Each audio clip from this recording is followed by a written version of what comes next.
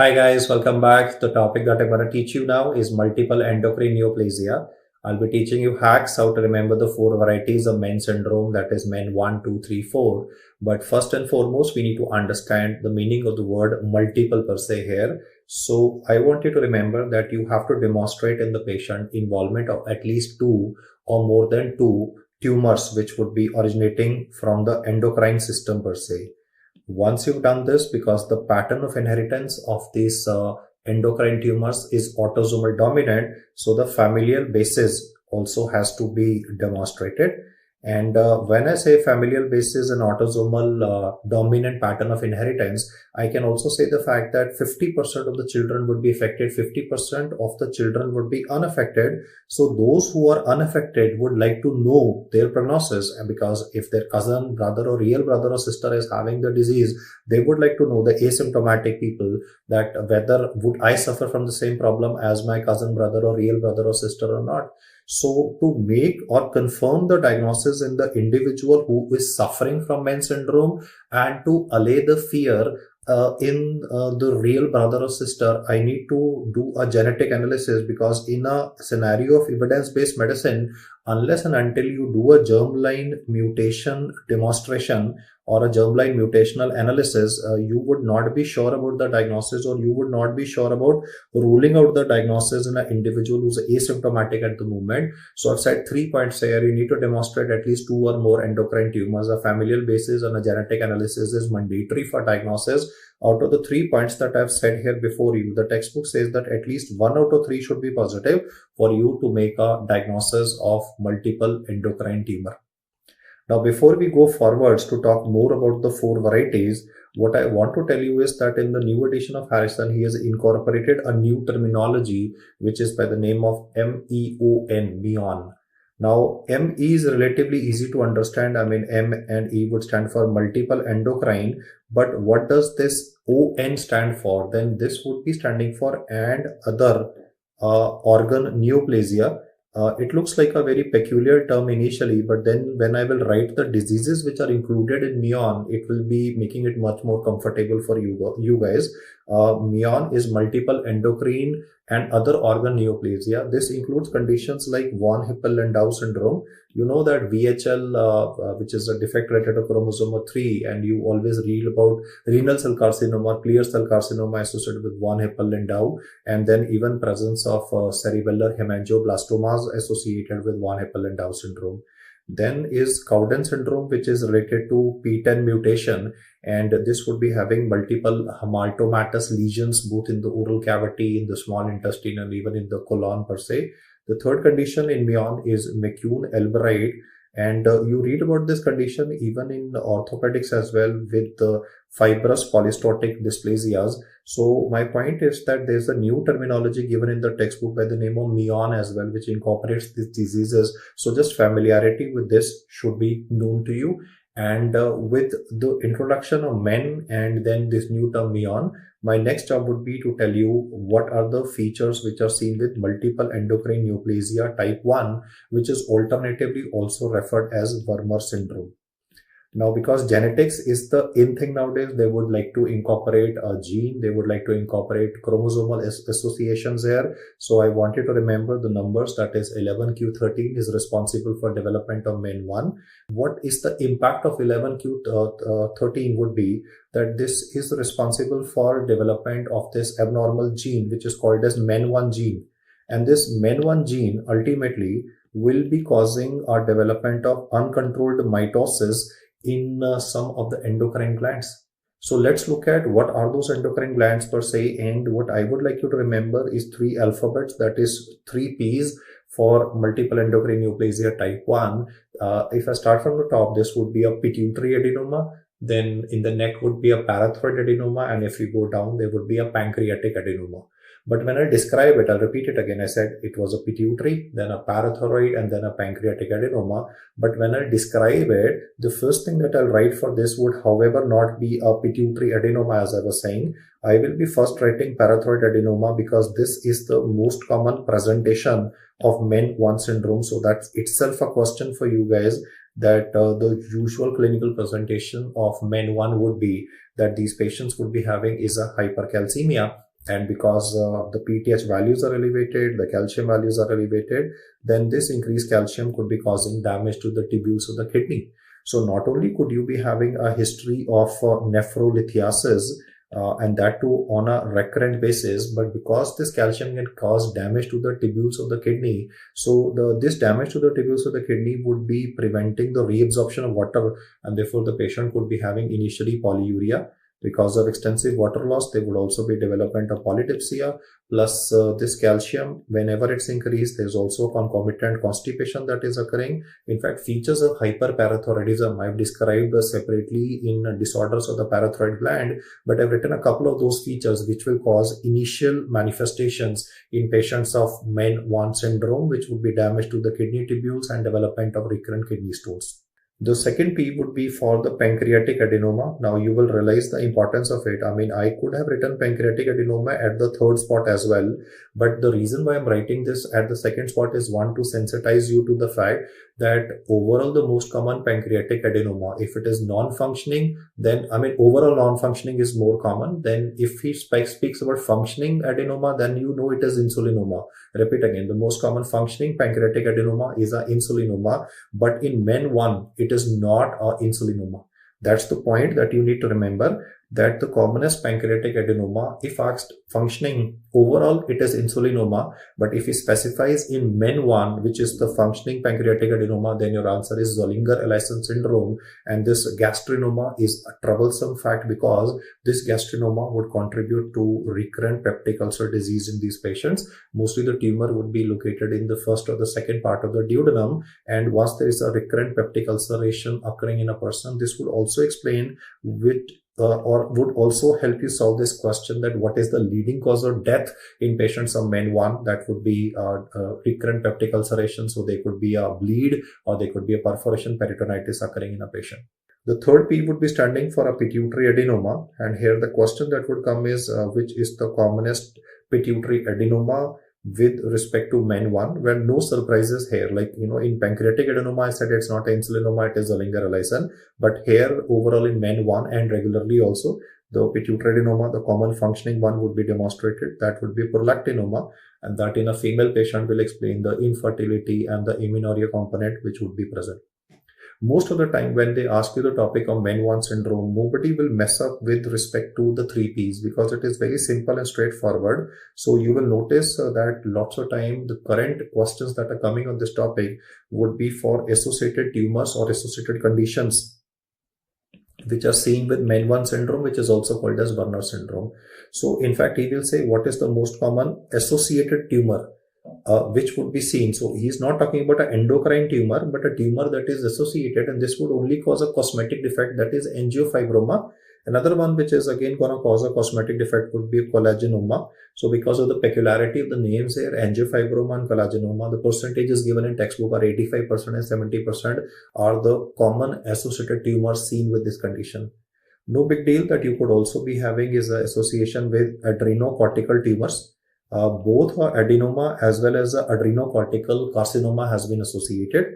Carcinoid tumor, I've described carcinoid tumor in combination with pheochromocytoma separately. It causes overproduction of 5-HT derivatives, serotonin, histamine is overproduced, cardiac lesions like tricuspid insufficiency, pulmonic stenosis develop. So carcinoid tumor, traditionally when we study, they tend to describe about the manifestations like flushing episodes in a patient or asthma-like manifestations, and we diagnose it with the help of a urinary 5-HIAA, that is hydroxyindole acetic acid levels. But today I'm telling you that carcinoid tumor can be associated with MEN1, and the sites where this carcinoid tumor could be originating could be the thymus, or could be the traditional site, that is the bronchus.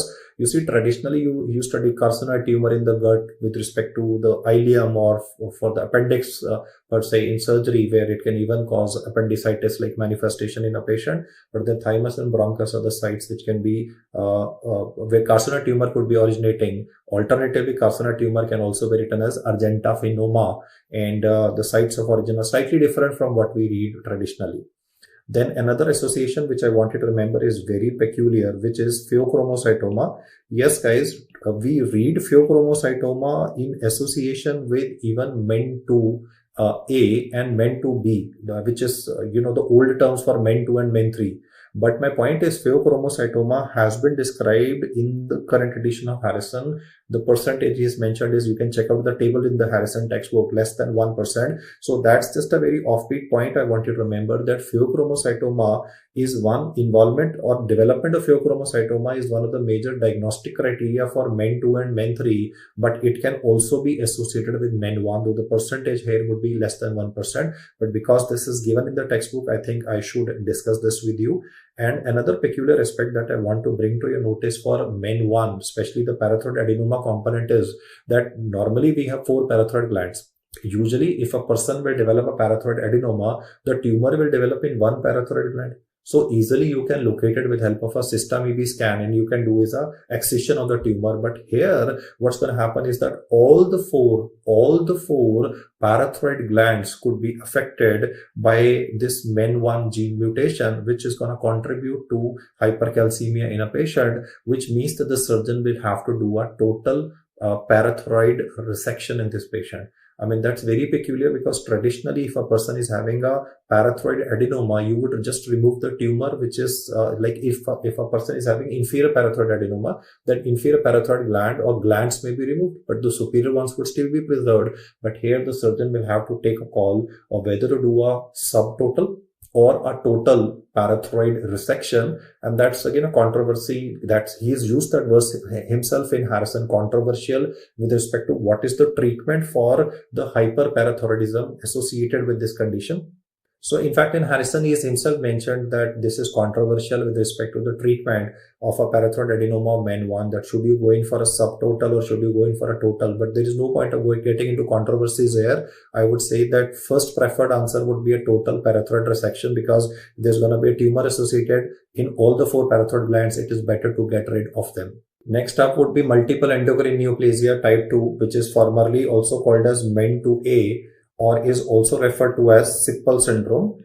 Please do not confuse Sippel syndrome with Simon's disease, because Simon's disease is a non-obstetric cause of damage to the pituitary. Just like you know that Sheehan syndrome is an obstetric cause of damage to the pituitary, Simon's disease is a non-obstetric cause of damage to the pituitary, and Sippel syndrome is multiple endocrine neoplasia. I'll be writing down the defective gene involved and even the chromosome that is involved. But first and foremost, we'll just incorporate a mnemonic. Like I was earlier saying, 3 P's are important for diagnosis of MEN1. Here, I'm going to talk about PPM. Now, PPM would once again begin with the parathyroid adenoma. In fact, both in multiple endocrine neoplasia type 1 as well as in type 2, this happens to be the overall the commonest presentation. However, the second P which is present here, that's not a pituitary involvement. It is not a pancreatic tumor, but here the second P would be a pheochromocytoma.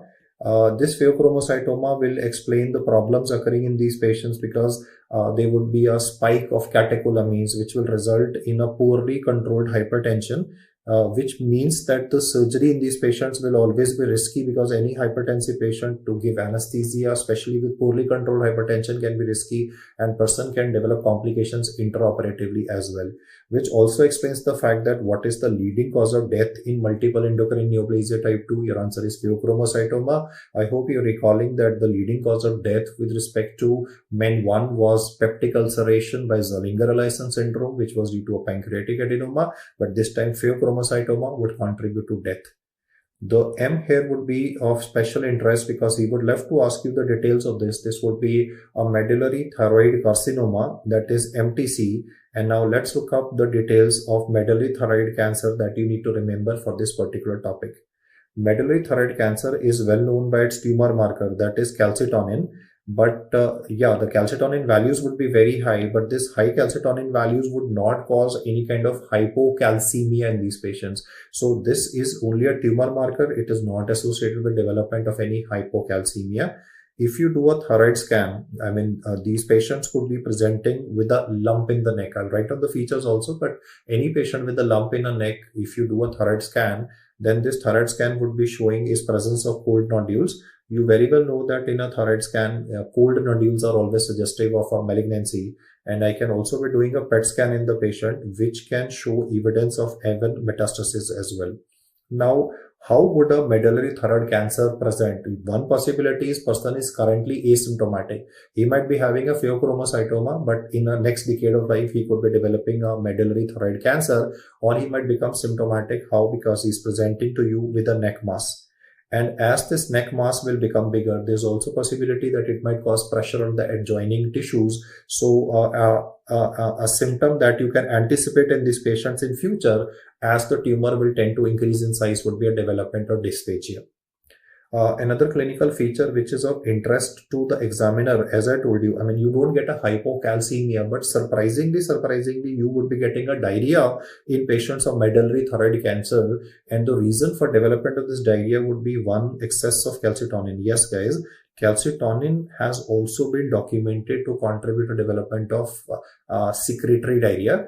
Another reason why these patients can be having diarrhea is because of excess production of serotonin. So there are two reasons: excess of calcitonin, excess of serotonin, which can explain why patients of MEN2 would be suffering from a diarrhea component as well. And because this is a very minor point, it is neglected by us while reading the theory. So that is why this could be asked in MCQ. And though I reiterate my statement, hypocalcemia would not be present.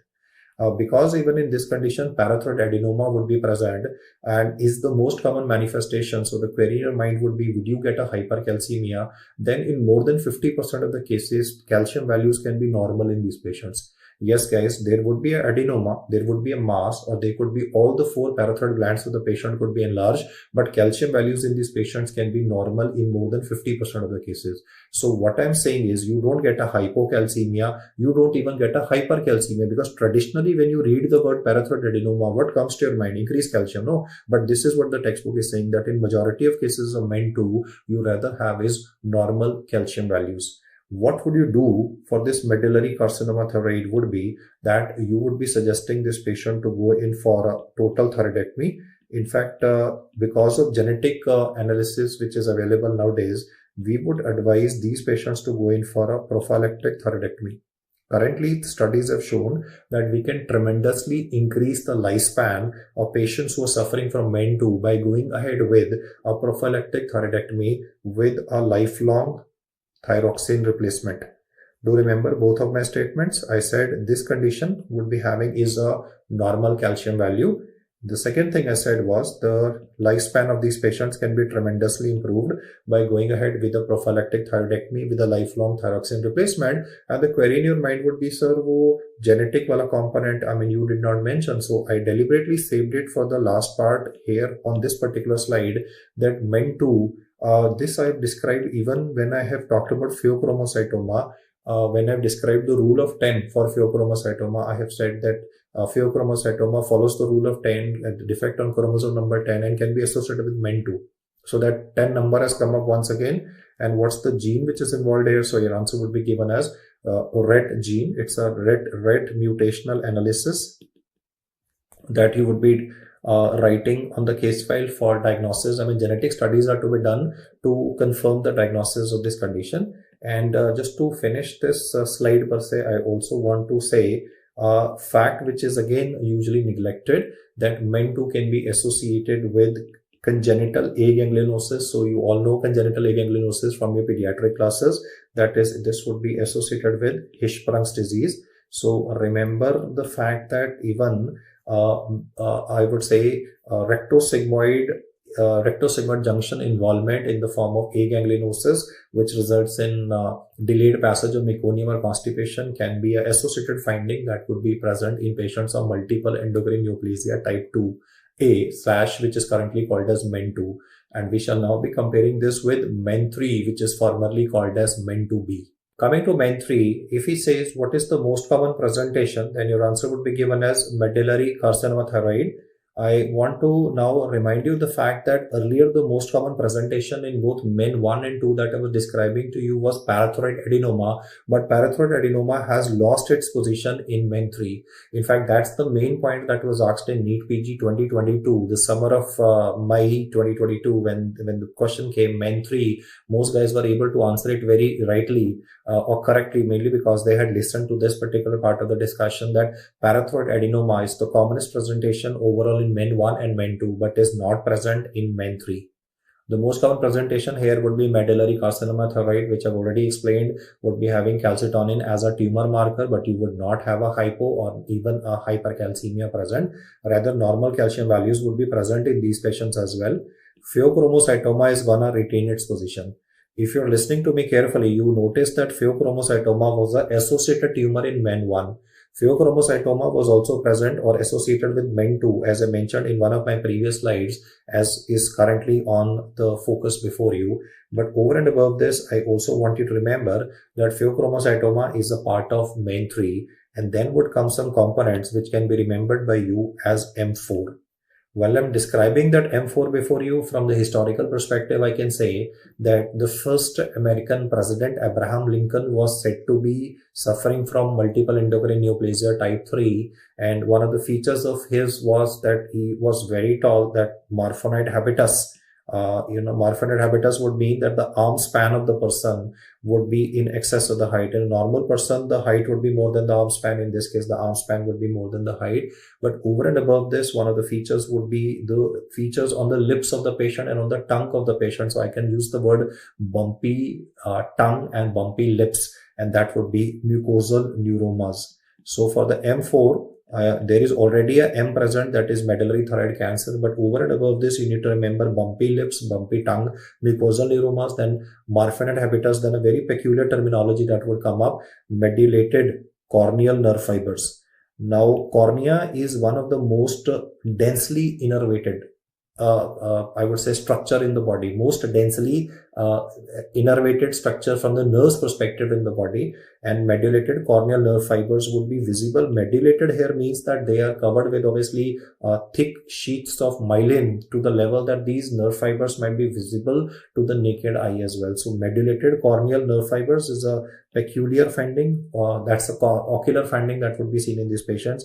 And the fourth M would be for megacolon. Remember earlier I was talking about again aganglionosis, that was Hirschsprung's disease with MEN2, and here I want you to remember the megacolon component. So most of the time when the question will come on the topic of MEN3, either he will ask you what is not present, and that you very well would be remembering by now, that is a parathyroid adenoma. On the other hand, what are seen are a couple of M's. Let's just quickly revise them. One of the M's is medullary carcinothyroid, which is the commonest presentation. Pheochromocytoma would also explain to be because of the uncontrolled hypertension component, that would again be the leading cause of death in these patients. Whereas in MEN1, the leading cause of death was peptic ulceration by Zerlinger license. So I think things are falling into place at the moment. And then the M's would be mucosal neuroma, a Marfanite habitus, bumpy lips, or an image of Abraham Lincoln, if you can try and remember it, medullated corneal nerve fibers, and a megacolon. The new entry which is made in the current edition of the textbook is again multiple endocrine neoplasia type 4, and only limited cases of this have been demonstrated. Most of the time if the question would be coming on this topic, this would be from the chromosomal perspective. When I started this discussion, I'll just go back in one of my slides. In MEN1, I had specially mentioned per se this fact that it is 11q13. Now, just get these numbers right? I mean, if he wants to get into genetics, he'll just trouble you with these numbers. That is 11q13. And for MEN4, I want you to remember 12p13. I repeat once again, this is 13 number is common. 13 is unlucky number, no? So 13 you can remember, it is 11q13.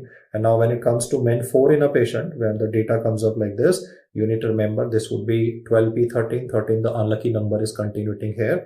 And well, the gene involved here would be related to cyclin class of family, that would be CDKN1B gene. Now, once you get this data right, what are the features of MEN4? So couple of features are same as that of MEN1. Even these patients could be having is a pituitary adenoma. This would be in the form of a prolactinoma. Then these patients could be having a coming to the next P here, that would be a parathyroid adenoma. So hypercalcemia manifestation can come up. I hope you recall in MEN2 and MEN3, serum calcium levels were normal in spite of a parathyroid adenoma in majority of patients. So there is a tumor, but it's not causing a substantial rise in the calcium values per se.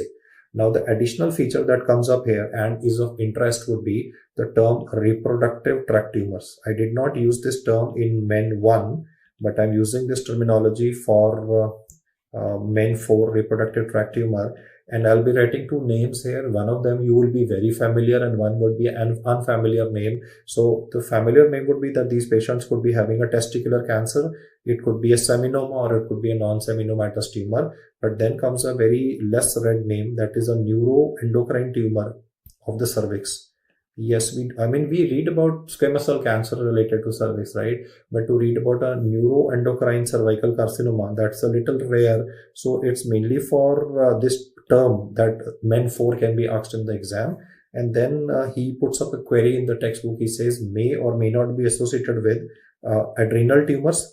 That is adrenocortical adenoma converted into adrenocortical carcinoma in future, and even renal tumors in these patients.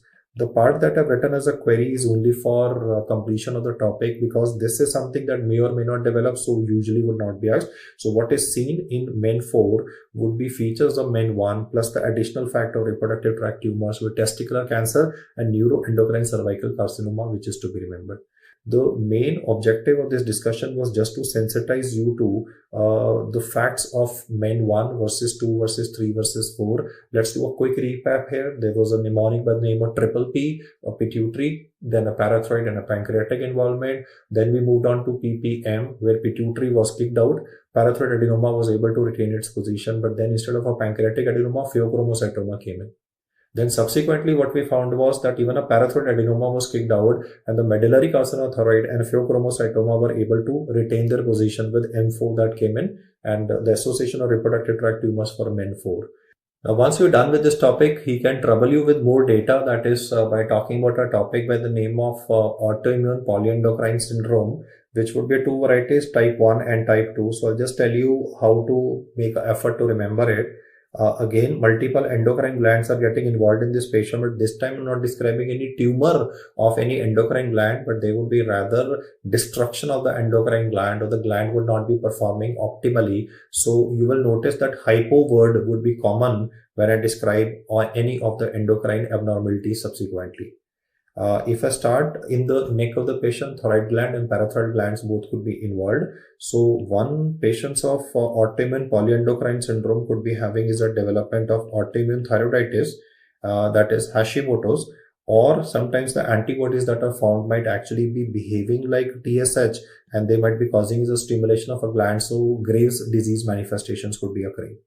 The second feature that you will notice would be that because of the autoimmunity, I'll tell you the gene and the chromosome responsible for it for a while, but there's a possibility that even the parathyroid glands will malfunction. So this person would be having is a hypoparathyroidism. Now, when you go down, let's say this is representation of the pancreas. So these patients would be having is damage, autoimmune damage to the pancreas. So insulinopenia would set in and type 1 diabetes would come up. If you go a little down, this is kidneys. Just above the kidneys would be the adrenal gland. So if the adrenal gland of the patient is destroyed, another hypo would come up, that is Addison disease. See, the name is polyendocrine syndrome. The bottom line is multiple endocrine glands are getting damaged by autoimmunity in this case. So there could be a possibility that person could be having a combination of these endocrine disorders. And if I move a little down towards the genitals, the person could be having is a feature of hypogonadism.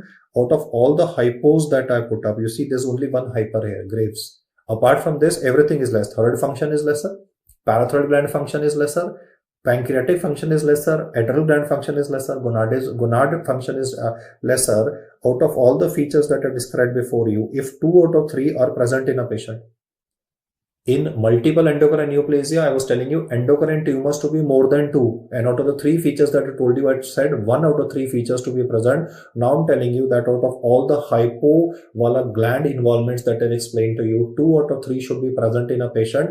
And along with this, obviously, genetic basis has to be demonstrated. So once again, I would say mutational analysis is of paramount importance. So there's a defect on chromosome 21. Traditionally chromosome 21 is famous for Down syndrome, but today I'm teaching a defect related to chromosome 21, which would be related to IR gene, and this can cause any of these autoimmune polyendocrine syndrome manifestations to develop in a patient. Associated findings, AW here means associated findings that can be found in these patients is that because these persons could be having asplenia. Now, because of this asplenia, mucocutaneous candidiasis could be present in these patients. I repeat once again, spleen would be a very important organ in the body for immunity. If a person is having asplenia, then chances of developing infections would be higher in these patients. So mucocutaneous candidiasis is an important point which can usually be asked as an associated finding with autoimmune polyendocrine syndrome type 1.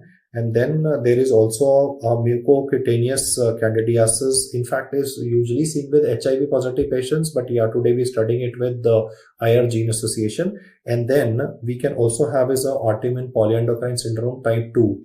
What is the difference between type 1 and type 2 is only one, that in type 2, when you read the literature or the table in Harrison, you will notice that all hypos would be present.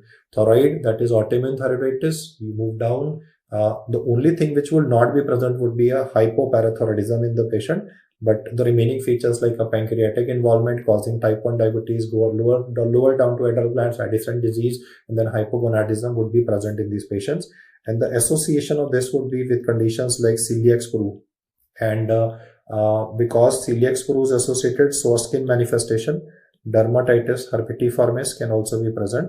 So earlier I was saying mucocutaneous candidiasis, but now I'm saying dermatitis herpetiformis as a manifestation can be seen with autoimmune polyendocrine syndrome type 2. Why I described this particular slide before you is just to sensitize you to the fact that earlier I was talking about endocrine tumors, that is at least 2 tumors to be present out of 3 features that I explained, 1 out of 3, and here it would be 2 out of 3. So that slight difference has to be kept in mind with the orientation that I've described. And anyway, I mean, if you read the term, autoimmune polyendocrine syndrome, this tells you automatically that this is an autoimmune destruction and not any tumors per se. So these are the details that I would like you to remember for this topic. A lot of cramming in this topic, I would say, not too much of concepts, I would say. It's more of cramming, but the more you keep on learning these facts, you'll be able to crack questions relatively better. So keep hammering, as I say always, and you'll definitely break onto the other side, and that means qualification and relatively, I would not say a comfortable life, but a relatively comfortable life. So yep, guys, keep the pressure on and keep studying new facts every day, and you will do great.